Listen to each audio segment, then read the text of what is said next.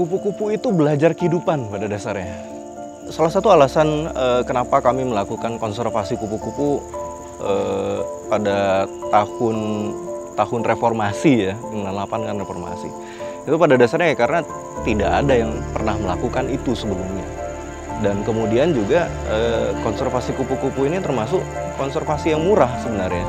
Jadi beda sekali ketika kita melakukan konservasi harimau gitu katakanlah. Harimau kan makannya harus daging tiap hari, sementara kita aja nggak makan daging tiap hari gitu.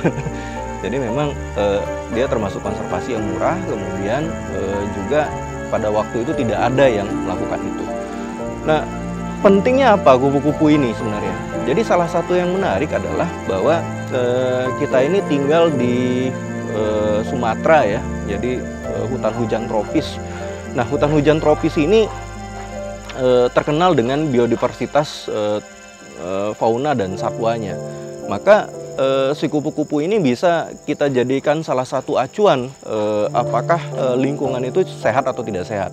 Semakin banyak jenisnya, maka artinya semakin banyak tanaman yang akan dimanfaatkan oleh si kupu-kupu, artinya juga maka semakin sehat dari lingkungannya. Jadi dia adalah indikator biologis sebenarnya apakah lingkungan itu cukup sehat atau tidak sehat.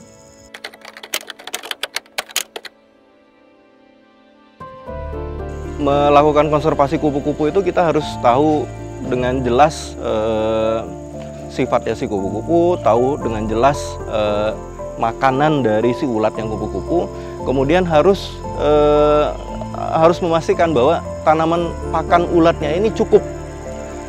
Soalnya kalau dia tidak cukup, maka siklus hidupnya akan berhenti. Ketika dia si ulatnya makanannya tidak cukup, artinya apa? Ulatnya akan mati, si ulatnya tidak akan tumbuh menjadi kupu-kupu, ya maka siklus hidupnya akan terputus satu generasi. Artinya akan terjadi kepunahan lokal di situ.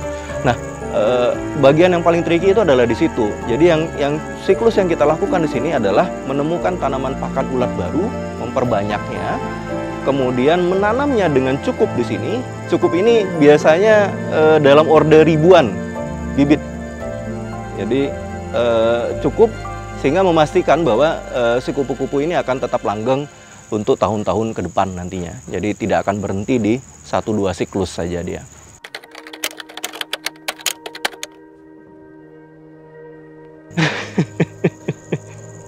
Gila sih sebenarnya sih. Jadi memang ya, jadi proyek konservasi seperti ini memang harus dilakukan karena passion sih. Soalnya pekerjaan itu sangat tedious, artinya ulat ini harus dipelihara tiap hari, harus diberi makan tiap hari. Kalau kelembabannya tiba-tiba dia terlalu kering, maka dia akan mati. Ini yang membuat kadangkala mungkin orang umum sih sudah banyak sih yang mencoba sih, tapi kadang-kadang biasanya cuma beberapa siklus saja. Nah, kami juga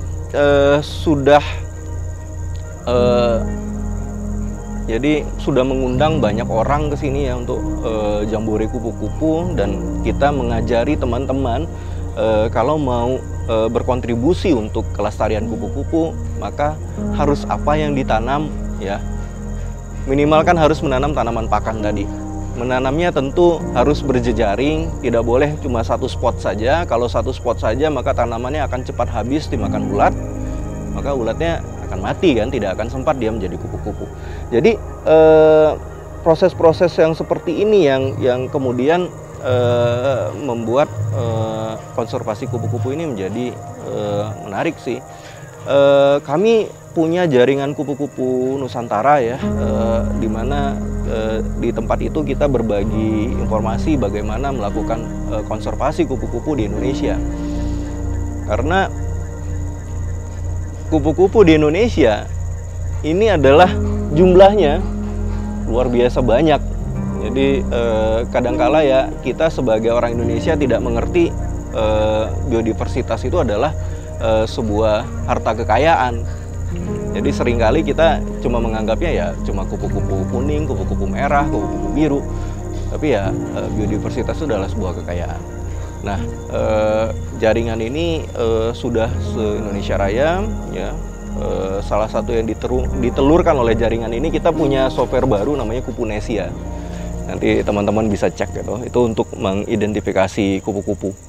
Jadi sama persis dengan burung Nesia. Jadi ada kupu Nesia.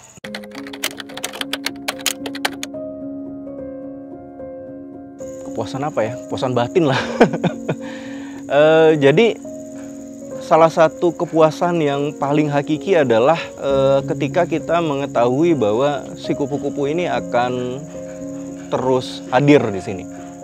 Ya, secara batiniah kita melihat proses konservasinya berhasil itu adalah sebuah kepuasan yang hakiki pada dasarnya. Dan ya proses yang seperti ini ya jarang sekali terjadi di Indonesia gitu. Kita melihat sebuah proyek konservasi itu dalam satu lifetime orang itu berhasil gitu. Jadi kalau kita berkaca pada konservasi harimau, berkaca pada konservasi badak, ya, konservasi gajah, agak susah kita melihat apa ya, keberhasilan itu dalam satu lifetime. Seperti badak ya, badak di Sumatera ya, yang kita baru berhasil melahirkan 2 ekor anakan saja, itu susahnya minta ampun. Nah pada dasarnya konservasi itu ya susah dan mahal memang pada dasarnya. Jadi ketika kita melihat dia berhasil itu adalah sebuah kepuasan tersendiri.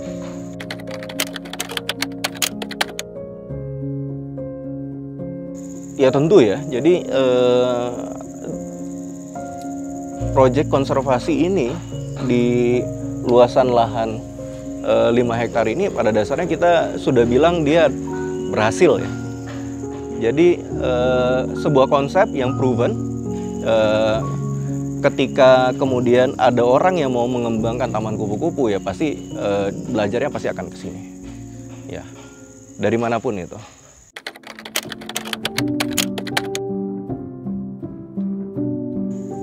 Keresahannya sebenarnya begini ya. Jadi kupu-kupu di Indonesia itu banyak sekali dan masih banyak kita belum tahu bagaimana mengkonservasinya.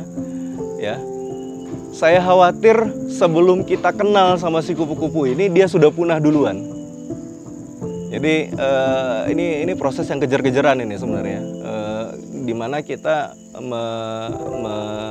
menggerakkan teman-teman di jaringan kupu-kupu Nusantara ini ya untuk bergerak untuk melakukan konservasi secara masif.